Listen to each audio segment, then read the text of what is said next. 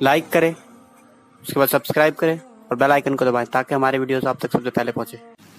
अगर किसी को तकदीर की वजह से उसकी बीवी थोड़ी टेढ़ी तिरछी मिल जाए तो उसने करना क्या करना चाहिए उसको? एक बात तो पहले आप समझ लें कि मुहद्दिस साहब हो, कि मुफ्ती साहब हो, कि वली साहब हो, कि हाफिज साहब हो, कि इमाम साहब हो, कि लीडर साहब हो, एमएलए साहब हो, एमपी साहब हो, डॉक्टर साहब हो, वकील साहब हो या जज साहब हो, किसी की भी बीवी कभी सीधी नहीं होती। ये बात हमेशा याद रखें। ये बात औरतें सुन रही है तो वो बुरा नहीं माने, आगे पहले मेरी गुफ्तगू आखिरी तक सुने। कभी कभी लोग दो चार जुमले सुन के वावेला करते हैं, ये कह दिया ये कह दिया। अरे आखिरी तक पहले सुन ले, कहना क्या चाहते हैं। कभी किसी की बीवी सीधी नहीं होती। क्यों? क्योंकि अल्लाह ने फरमाया कि हमने औरतों को टेढ़ी पिछली से पैदा किया। अब जाहिर सी बात है कि जब अल्लाह खुद बनाने वाला कह रहा है कि हमने उन्हें टेढ़ी पिछली से पैदा किया, तो सीधी बीवी ढूंढने क्यों निकलते हो? मिलेगी नहीं। औरत तो सीधी है ही नहीं, किसी दौर की औरत सीधी नहीं है। क्योंकि जो अल्लाह ने कह दिया हम अल्लाह की मानेंगे, मुल्ला की तो नहीं मानेंगे ना। एक बीवी औरत सीधी नहीं हो सकती क्योंकि उसको बनाया अल्लाह ने पिछली से, और पिछली कोई सीधी नहीं होती। आप देख लें, टेढ़ी होती है, लेकिन पिछली टेढ़ी होती है मगर आपकी होती है। बात खास ये है, पिछली टेढ़ी होती है मगर होती है आपकी। और जो चीज अपनी होती है वो फिर कैसी भी हो वो निकाल के फेंकी नहीं जाती, बल्कि उसको रख करके निभाया जाता है। इसीलिए अल्लाह के रसूल अलैहिस्सलाम ने फरमाया, अल्लाह के रसूल अलैहिस्सलाम ने फरमाया, औरतें टेढ़ी पिछली से बनी है, इसको सीधा करने मत जाना। भाई जिसको अल्लाह ने टेढ़ा बनाया, अब उसको सीधा करने जाओगे तो वो सीधी तो नहीं होगी, अलबत्ता वो टूट जाएगी। पिछली की हड्डी सीधी नहीं हो सकती। अरे कुत्ते की दुम जो होती है ना, वो नरम होती है अगर टेढ़ी होती है। इंसान की पिछली तो सख्त होकर टेढ़ी होती है। तो जो नरम होकर के कभी सीधी ना हो सके, वो सख्त होकर के कैसे सीधी हो सकती है? ये बात है। तो हुजूर ने फरमाया उसको सीधा करने मत जाना, वहां बुकराती करने की इजाजत नहीं है। हुजूर ने कहा सीधा करने मत जाना वरना तू तोड़ देगा, और तोड़ने ही को तलाक कहते हैं। तो सीधा नहीं करना, जैसी टेढ़ी है वैसे ही टेढ़ी से निभा करना है, प्यार प्यार से, मोहब्बत मोहब्बत से। अगर वो मुंह चलाए आपने हंस देना है, आपने निकल जाना है, मुस्कुरा देना है। इसलिए कि अल्लाह के रसूल ने फरमाया सबसे बड़ा पहलवान कौन है? साहबा ने अर्ज की या रसूल अल्लाह, सबसे बड़ा पहलवान वो है जो सबको पछाड़ दे और वो किसी को पछाड़ न सके। जो सबको पछाड़ दे वो और उसको कोई पछाड़ न सके। सरकार ने फरमाया नहीं, जो सबको पछाड़ दे और उसको कोई पछाड़ न सके वो बड़ा पहलवान नहीं है, बल्कि जो अपने गुस्से को पी जाता है वो सबसे बड़ा बहादुर और पहलवान है। अब पता चला बहादुर लोग कौन है? जो गुस्सा पी जाते, जो गुस्से में थर थर कांपे, आंखें निकाले, मार ठोक करे और जराबा यदरिबो की गर्दान पड़ने लगे, वो लोग बहादुर नहीं है, बल्कि अफ़्व दर गुजर से जो काम ले वो लोग बहादुर और पहलवान है। ऐसे ही हुआ। एक बुजुर्ग थे बहुत बड़े, हजरत सैयदना शेख अबुल हसन खरकानी। ये शेख अबुल हसन खरकानी कौन है? इनको पहले आप समझ लें। ये शेख अबुल हसन खरकानी वो हैं कि जब महमूद गजनवी ने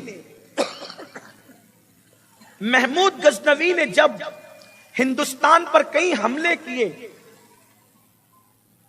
जी महमूद गजनवी ने जब हिंदुस्तान पर कई हमले किए और वो कामयाब नहीं हो सका, तो वो पहुंचा अल्लाह के वली की बारगाह में, हजरत शेख अबुल हसन खरकानी की बारगाह में, और कहा शेख साहब मेरी तलवार नाकाम है, आप कुछ ऐसा करें कि मुझे अल्लाह कामयाबी दे। तो शेख अबुल हसन खरकानी ने फरमाया बेटे मेरा ये जुब्बा लेकर जाओ, और जब तुम्हारी ताकत नाकाम हो जाए تو اس جبے کو رکھ کر اس کے وسیلے سے دعا کرنا، اللہ تمہیں کامیاب کرے گا۔ آپ سوچو، محمود آئے ہندوستان، جبہ رکھ کر دعا کی، اور اس کے بعد ہندوستان کے بعض علاقے فتح ہو گئے۔ جس کے جبے میں اتنی تاثیر ہو کہ اس کے وسیلے سے دعا قبول ہوتی ہو، اس شخص کے وجود کی تاثیر کیا ہوگی؟ اس شخص کے وجود کی تاثیر کیا ہوگی؟ وہ ہے شیخ ابو الحسن خرقانی رحمت اللہ تعالی علیہ۔ اب شیخ ابو الحسن خرقانی اتنے بڑے مرتبے پہ کیسے پہنچے؟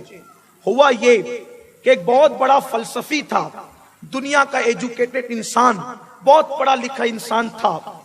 وہ اتفاق سے حضرت شیخ ابو الحسن خرقانی کا مرید ہو گیا، اور جب مرید ہوا تو ایک دن اس کے دل میں خیال آیا، بہت دن میں نے ہو گئے شیخ کی زیارت نہیں کی، شیخ ابو الحسن خرقانی کی زیارت نہیں کی، چلنا چاہیے اور حضرت سے ملنا چاہیے۔ خانقاہ میں گیا، خانقاہ میں حضرت تھے نہیں، لوگوں نے کہا گھر گئے، گھر پہ آئے، دروازے پہ دستک دی، دروازے پہ دستک دی تو اندر سے آواز آئی، کون؟ تو کہا میں فلاں فلسفی ہوں، حضرت کا مرید ہوں، کیا شیخ ابو الحسن خرقانی ہیں؟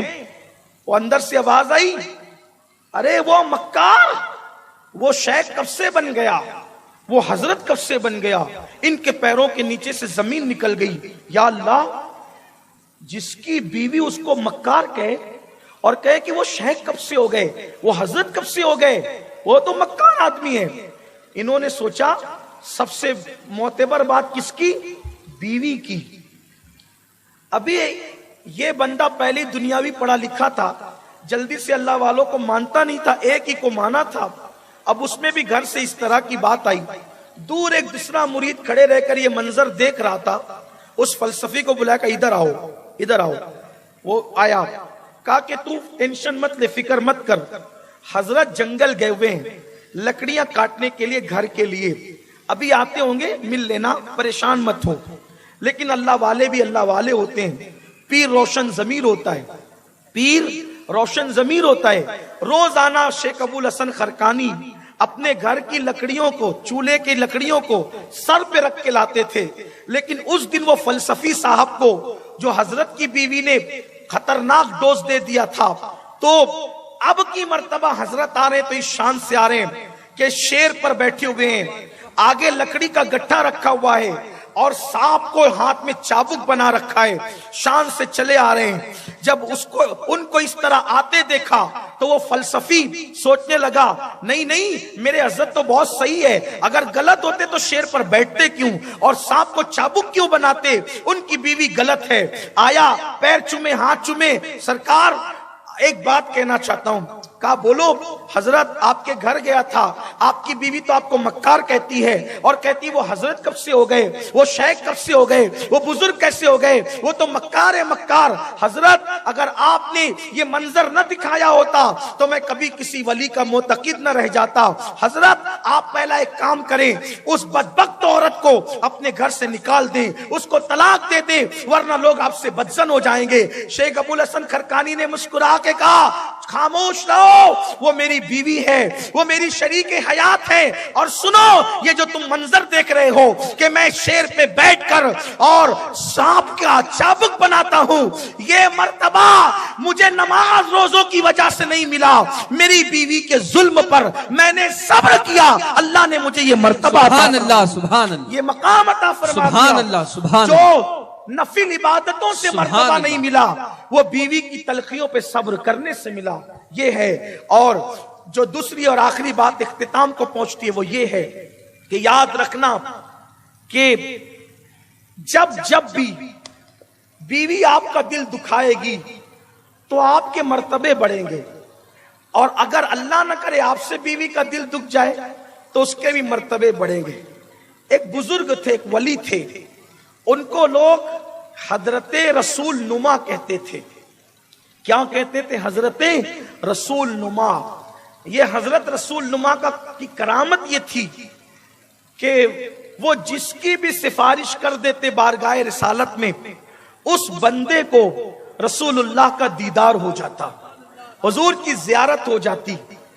اب وہ سب کو زیارت کراتے تھے، جو آتا تھا سرکار رسول نما ہمیں زیارت کرائیں، وہ سفارش کرتے سرکار میں خواب میں زیارت ہو جاتی, دعا کرتے زیارت ہو جاتی, نظر ڈالتے زیارت ہو جاتی. ایک دن ان کی بیوی نے کہا حضرت رسول نما سے, حضرت سب کو زیارت کراتے ہیں, مجھے بھی تو ایک دن زیارت کرائیں, حضور کی زیارت میں بھی کرنا چاہتی ہوں. انہوں نے کہا ٹھیک ہے, بہت اچھا, میں تمہیں زیارت کراتا ہوں, لیکن اس کے لیے ایسے سستی زیارت نہیں ہوگی, تمہیں اس کے لیے کچھ کرنا پڑے گا. کیا کرنا پڑے گا؟ کہا کہ جب تمہاری میری شادی ہوئی تھی تو شادی کے دن نکاح کا جوڑا جو تم نے پہنا تھا وہی جوڑا تم کو پہننا پڑے گا, اور اس دن جیسی چوڑیاں, جیسا سنگھار کیا تھا ویسے ہی سنگھار کرنا پڑے گا, تب تمہیں حضور کا دیدار ہوگا. اس نے سوچا چلے بھائی, بال سفید ہو گئے, بڑھاپے سے چہرے پہ جھریاں پڑ گئی, لیکن دیدار حضور کا جو کرنا ہے, عام طور پہ اس دور میں بھی اور ابھی بھی شادی کے جوڑے لوگ سنبھال کر رکھتے تھے. آپ کے یہاں بھی ہوں گے, جو نکاح کے ٹائم آپ نے پہنا ہوگا تو آپ کے گھر پہ بھی وہ شادی کا جوڑا سنبھال کے رکھا گیا ہوگا. یہ بڑی یادگار دن ہوتا ہے نا شادی کا دن, تو لوگ سنبھال کے رکھتے ہیں. آپ کے یہاں بھی ہوگا, اہل منبر نے بھی سنبھال کے رکھا ہوگا کہ بڑی بڑی محبتوں کا دن ہوتا ہے نا آج کا دن. تو اس نے سنبھال کے رکھا تھا بڑھاپے میں شادی کا جوڑا, حضور کے دیدار کی لالچ میں پہنا, چوڑیاں پہنی, دلہن کی طرح سنگار کیا. انہوں نے دیکھا حضرت رسول نما نے پوری سج دھج کے دلہن کی طرح بیٹھ گئی. وہ اپنے بڑے سالے کے پاس گئے, کہا دیکھا تمہاری بہن کو کیا سوجا ہے؟ کہا کیا ہوا؟ ایک بار آ کے دیکھو تو صحیح کیا ہوا ہے. ان کے بڑے سالے آئے, دیکھا کہ یہ گھونگھٹ ڈال کر, چہروں پہ جھریاں, بڑھاپے کا اضمحلال اور بن سنور کر بیٹھی ہے. اب بڑے بھائی تھے, تیش میں آ گئے, تیور عروج پر آ گئے, خوب ڈانٹا, بدبخت, بڑھاپے میں سدھرتی نہیں, اور تو نے یہ کیا رنگ نکال رکھا ہے کہ تو بڑھاپے میں دلہن بن کر بیٹھی. خوب ڈانٹا, خوب ڈانٹا, خوب ڈانٹا. اب جب ڈانٹ پڑی تو دل ٹوٹا, دل ٹوٹا تو آنکھوں سے آنسو نکلے, اور روتے روتے آنکھ لگی تو حضور کا دیدار ہو گیا, سرکار کا دیدار ہو گیا. دیدار سے اٹھی تو خوشی خوشی کہتی ہے ارے دیدار کرانا تھا تو سیدھے سیدھے کرا دیتے, اتنے جتن کیوں کروائے. فرمایا جن کے دل ٹوٹتے ہیں انہی کو نبی کا دیدار نصیب ہوتا ہے. تیرے پاس ہر نعمت موجود تھی, تیرے پاس ہر نعمت موجود تھی, اس لیے تیرا دل کبھی ٹوٹا نہیں, اس لیے کبھی تجھے حضور کا دیدار نصیب نہیں ہوا.